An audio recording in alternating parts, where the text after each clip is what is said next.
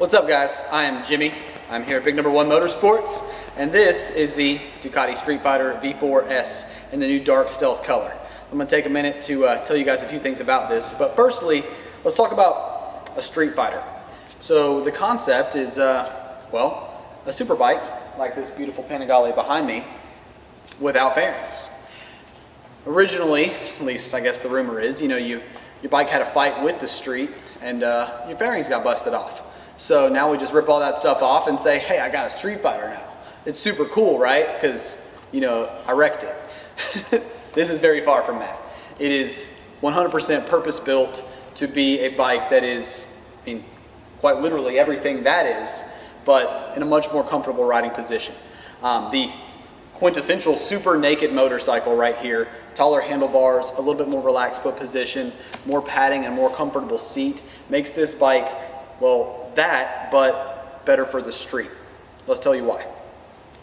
So one of my favorite things about this new Street Fighter is these biplane wings that Ducati has added. And most people look at that and go, well, what the hell does a bike need wings for? It's not an airplane. Well, one, these wings are inverted, so they're not creating lift, they're creating the opposite, which is downforce. And that downforce number is actually pretty staggering when you put the numbers to it.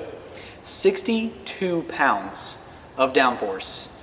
That's 44 in the front and 18 in the rear. The front obviously being more where you need it. And that's at 168 miles an hour that is generating that much downforce. So just fun fact, this bike will do 168, and when it is doing that kind of speed, you are planted.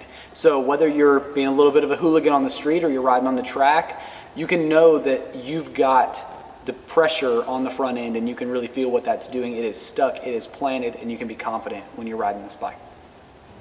So right up here in front of these beautiful winglets, we have an Olin suspension. This is the Nix 30 suspension. It's going to be paired with the TTX 36 rear suspension. Now both of these are a semi-active suspension that is going to give you the ability to adjust your preload, your rebound, your compression, and the bike is still going to be active and measuring road inputs to make sure that you have a comfortable ride, but a sporty planted ride as well. Now, both of those can be completely turned off and you can set it in manual adjustment mode. So if you're riding on the track and you want to get consistent performance that you know is happening lap to lap, you can put it in that mode for yourself as well. Up front, in front of that is going to be the Brembo Stylema brake. That is a 4-piston, 30mm brake caliper that is the top of the line coming from Brembo right now. So we've got an advancement on the monoblock and then the M50. And now we have this Stylema caliper, which is incredible brake feel. And pairing that with this pump up top that came directly from the new Superleggera, that $100,000 sport bike Ducati made, that's the same brake pump that came off of that. It is the top of the line in brake feel and brake performance. Pairing that with the suspension, this bike is an absolute dream to ride. So I mentioned a few times before that this bike is that bike behind me, but a little different. The motor, though, is exactly the same. This is the Desmo Sedici Stradale engine.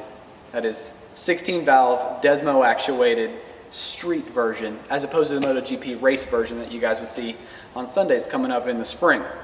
But this motor produces absolute gobs of power. You've got 92 pound-feet of torque, you've got 208 horsepower. That is just an insane amount. More importantly though, this motor has a ton of more modern features. So rear cylinder shutoff.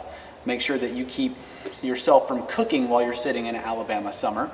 And that's really one of the big things that separates this bike from some of the others on the market. It's not just pure performance, but it is designed to be comfortable as well. Now there were some 21 updates for this bike as well. We have an exhaust change, we've got bigger exhaust pipes, we now have 4 lambda probes, basically just air sensors, and that's going to make the bike run a little bit smoother than it has in the previous generation. So Ducati is constantly advancing, constantly moving, and constantly trying to make their bikes better for guys like myself and all of you that are interested in getting one of these too. Something that some guys have recently kind of questioned, we've got a ton of changes coming from Ducati. We're getting rid of Desmo valves in the Multistrada. We're getting rid of that L-twin engine that we know and love so well. We're getting rid of a trellis frame. Just going to leave you with this thought. Is Ducati the sum of those parts, or are they the company that is pushing and changing and constantly being the best bike that you can go buy. Something to think about. Thank you guys so much for watching. If you have any questions anytime, please reach out. I'm happy to talk with you, or you can shoot me an email. Whatever you need, come see me here at Big Number One Motorsports.